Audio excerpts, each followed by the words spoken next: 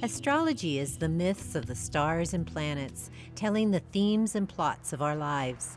These stories come to us daily through our satellite, the Moon. She is constantly spinning astro news. Hi, I'm Mary Lynn LeBlanc with Moonwise. Today we're going to focus on the general state of affairs with the President and people of the United States of America. I have with me as my guest today, a frequent guest here on Moonwise, Daniel Fiverson, who's been looking at the United States and at the chart for the declaration of war on Britain made by the Continental Congress back in 1775, and has been doing a lot of research on this chart and looking at it from various perspectives, and today wants to share what he sees about the present state of things in the country related to that chart. Welcome back to Moonwise, Daniel. Thank you, Mary Lynn. Where do you want to start with this? It's such a present issue. We've been talking before we got here on the air, and it was quite heated. So I'm going to let you dive into it. Well, I think what we're experiencing is really a microcosm of what we're experiencing all together in the world that we're passing, the time we're passing through. And it's a big topic. We're going to start by saying I've just written this all up as a book. I've just published my second book on Amazon. So the complete details of all this and all the explanations and justifications and all the things that I've discovered are all in that book, and I encourage you all to read it and kind of make up your mind for yourself as to what's going on. What's the title of the book? The title of the book is America at the Crossroads. Okay. Now, what's going on in the country? Okay. So I'm going to narrow it down to a couple things. In mundane astrology, I guess I should say that if anybody who doesn't realize it or know it, it's not just people who have birth charts, that countries and cities also have birth charts. And those birth charts do reflect their nature and the way that their own lives that are associated with it will unfold. So in mundane astrology, the houses and the planets have a little bit different meaning than they do for people. The archetypes are the same, obviously, and the archetypes work the same, but the way that they express themselves, and especially the way the houses fall out, tell a different story.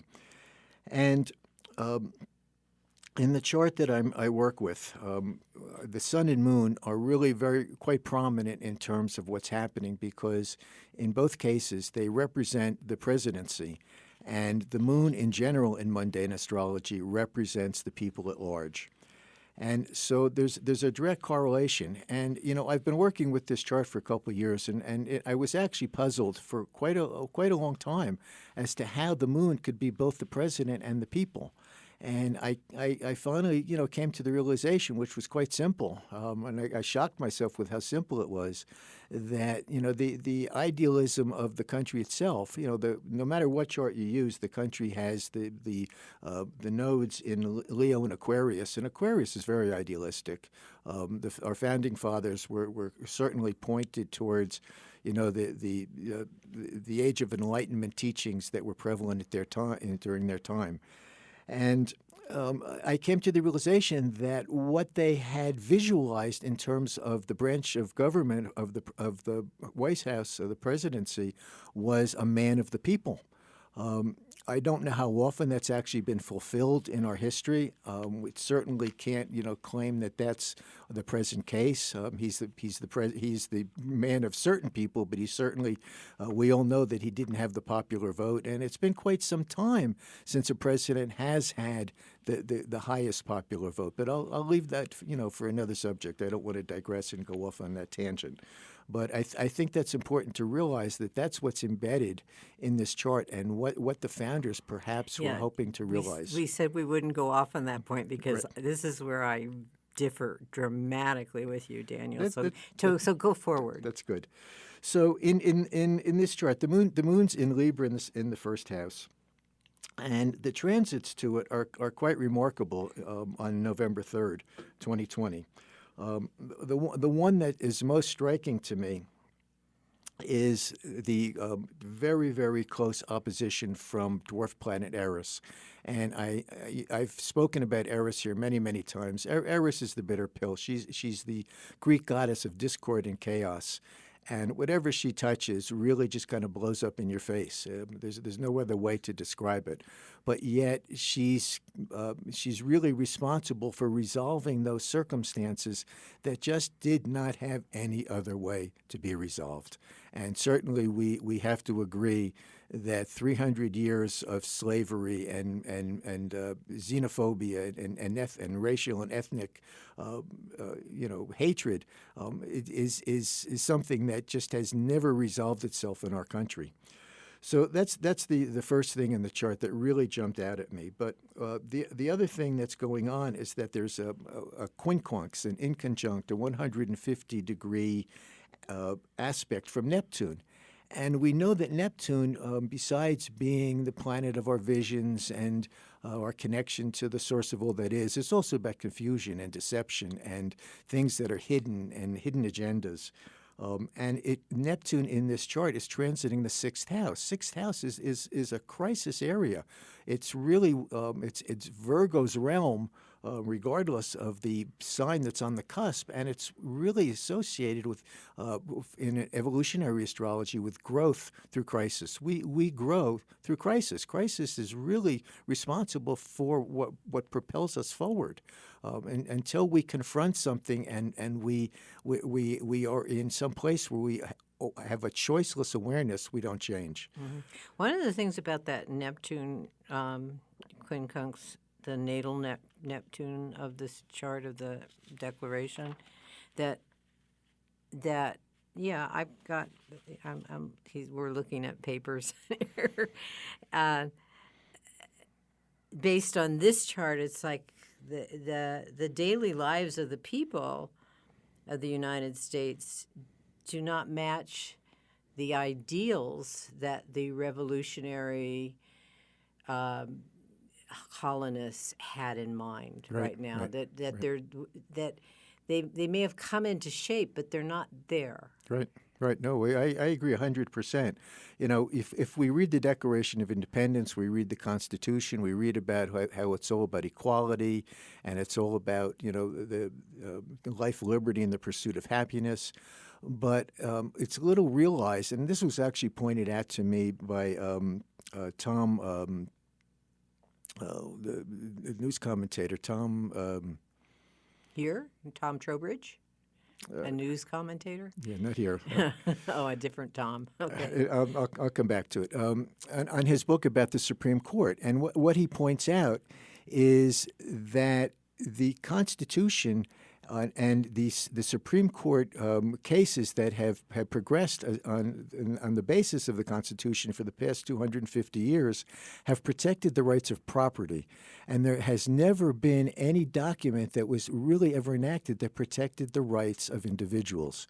And what we are facing right now is that growth. And I think what you're describing, Mary Lynn, is that when you protect property, what you're basically doing is feeding greed.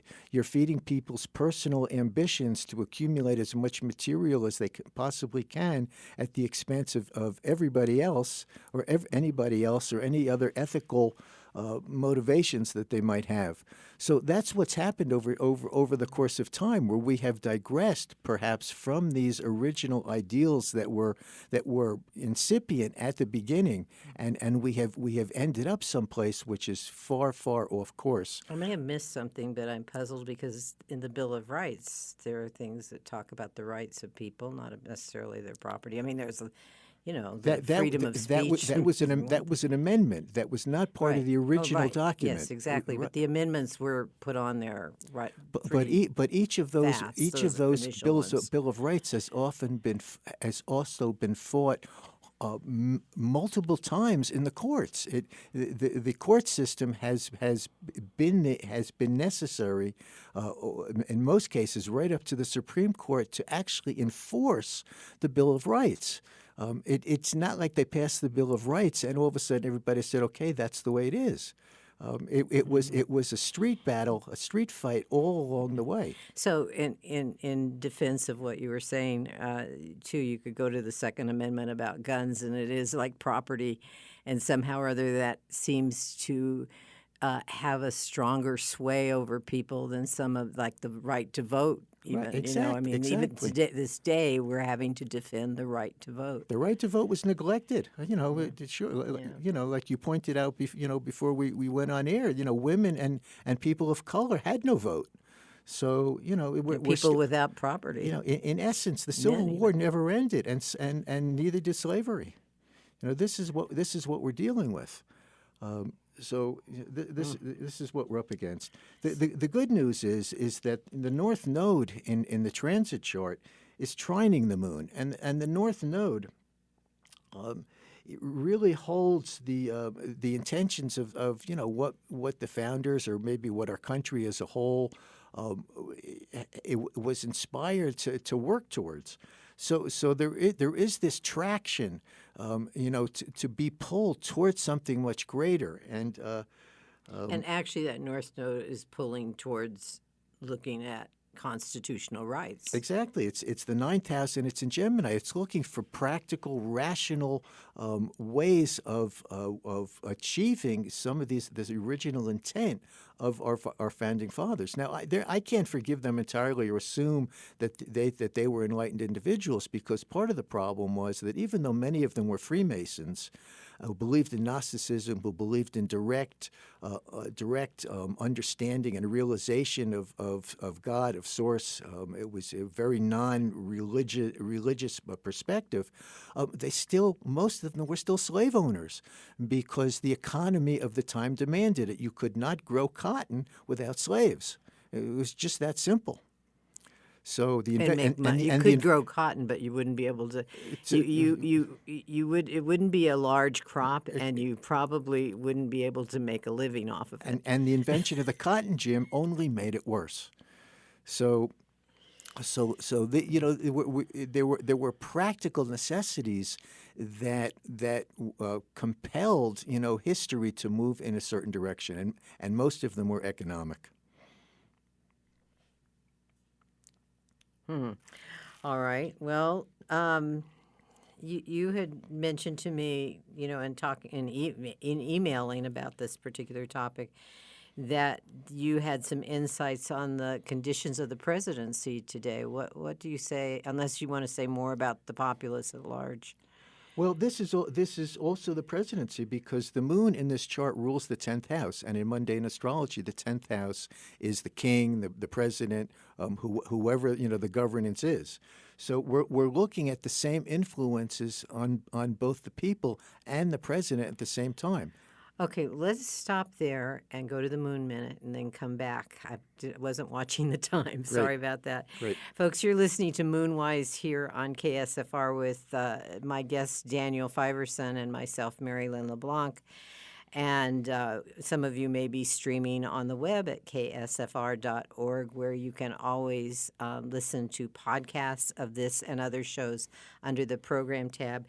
And very importantly, you can also make a secure contribution to support public radio and programming such as Moonwise. There's a donate button up in the right-hand corner of the homepage where you can make a secure donation. Or if you choose, you can call KSFR's donation line, which is 505-510-5737, and make a contribution to keep programming, public programming that KSFR provides on the air, and this is quite important. Daniel Fiverson, my guest, and I will be back after the Moon Minute and a message from the station. Stay with us. Welcome back to Moonwise. I'm Mary Lynn LeBlanc, and today I have as my guest Daniel Fiverson. We're talking about the state or the condition of things here in the United States based on a chart that represents the declaration of war by the Continental Congress on the British back in July 6th of 1775. Daniel has been studying very strongly. This is a chart that was originally done by a now deceased astrologer, Jim Lewis, who actually came up with astrocartography. Jim made quite a few contributions, and this was a chart that he thought really reflected the state of the country. And so before we went, we talked about the people in the United States from this chart, and some of the things that are going on, and there's so much going on with the presidency and the people's reactions. And what have you learned from this chart that reflects some of that? Well, I think the next thing to look at is the outer planet transits that everybody by now is well versed in, Jupiter, Saturn, and Pluto. And in this chart, they are transiting the fourth house of the chart. So the fourth house again actually is about democracy, and it's about democracy versus authoritarianism. And we know that Pluto and Saturn also are versed in both of those topics: power, sharing power, taking power, giving power away. And Saturn certainly can be a very authoritarian archetype. And they are squaring the U.S. moon. And again, so this works two ways. In terms of the presidency, I think that we're seeing, an attempt to consolidate power in the White House, and this has gone on for quite some time.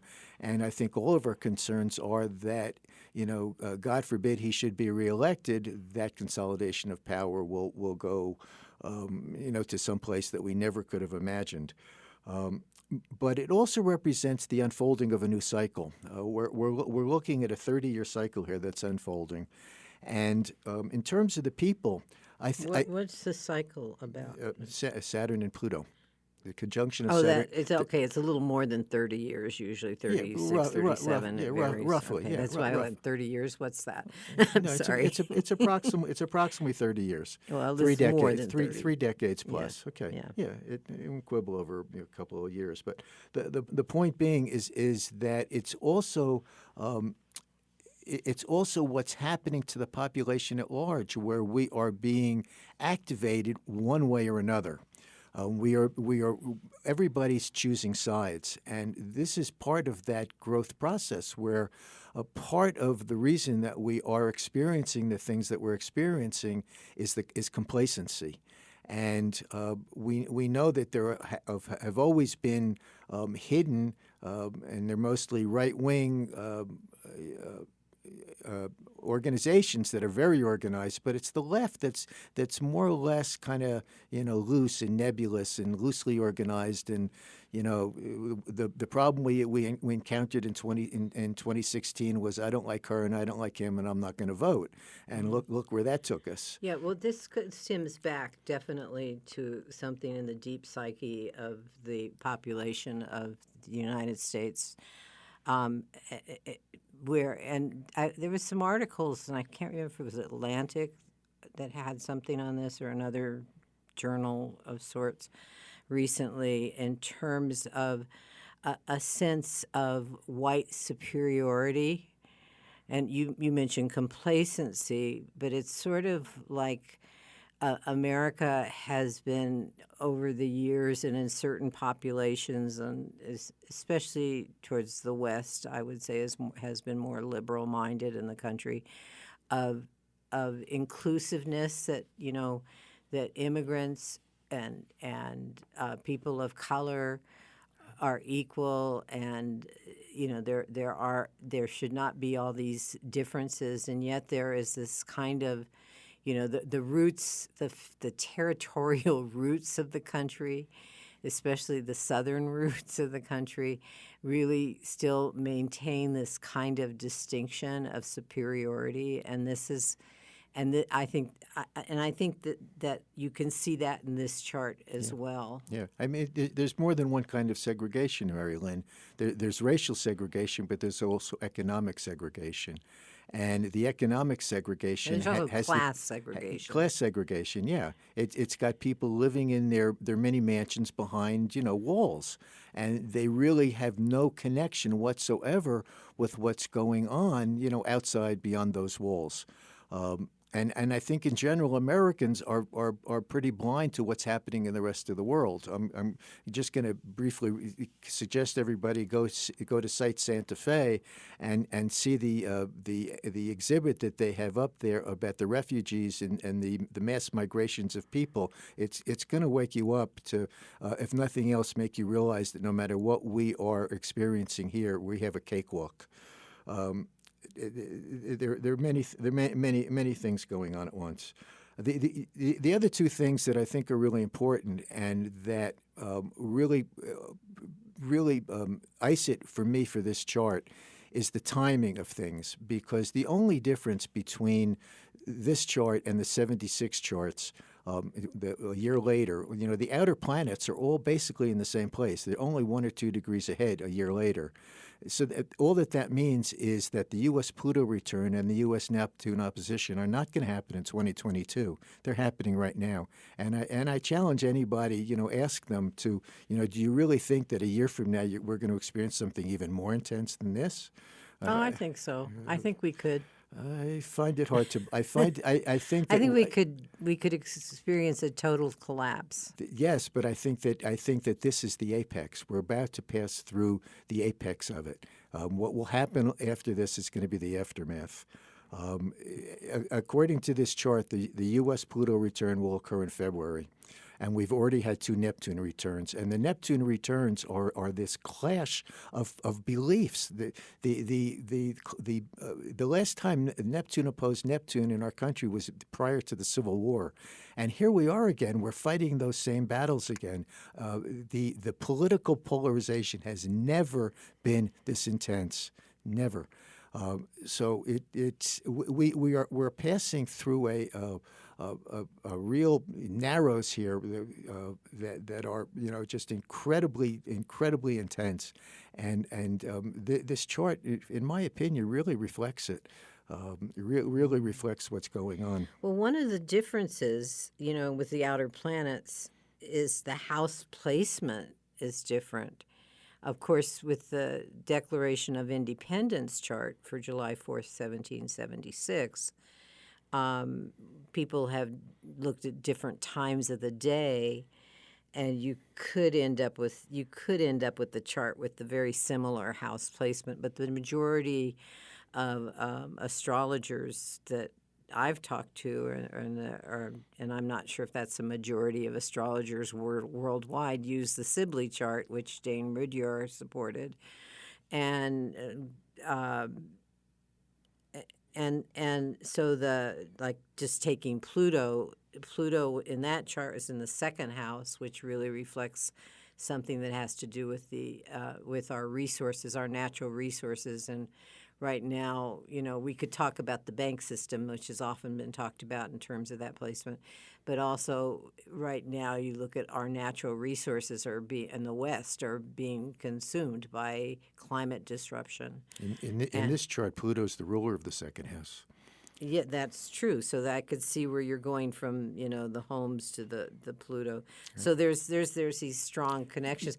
Matter of fact, that kind of leads me to saying what I said to you earlier too, that this chart reminds me more of a conception chart.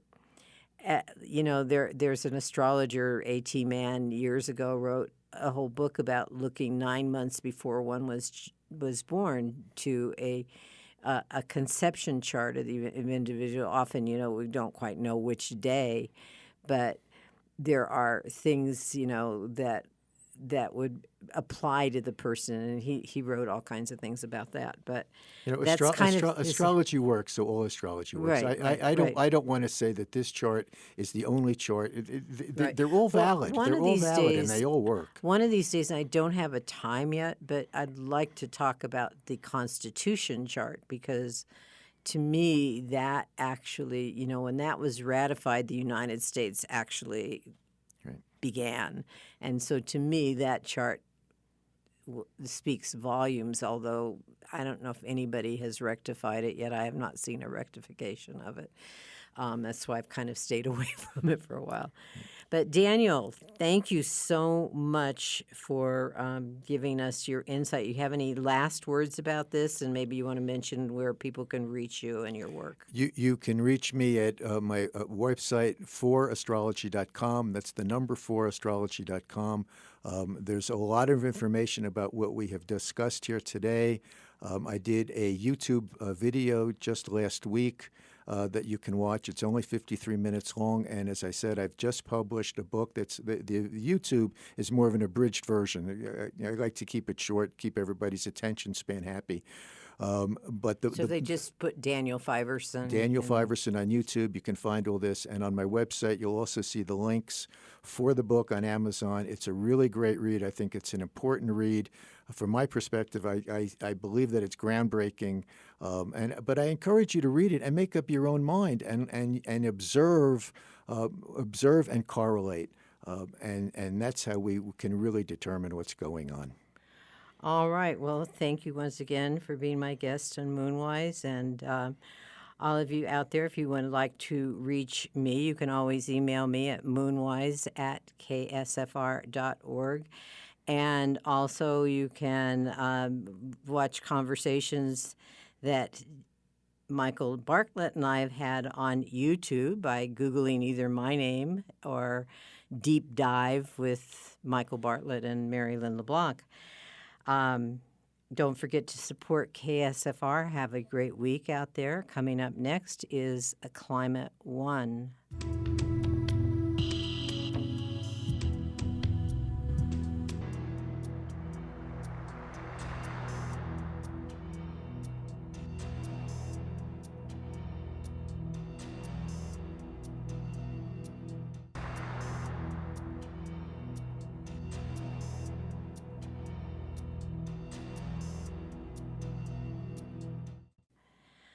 This is KSFR White Rock, Santa Fe Public Radio.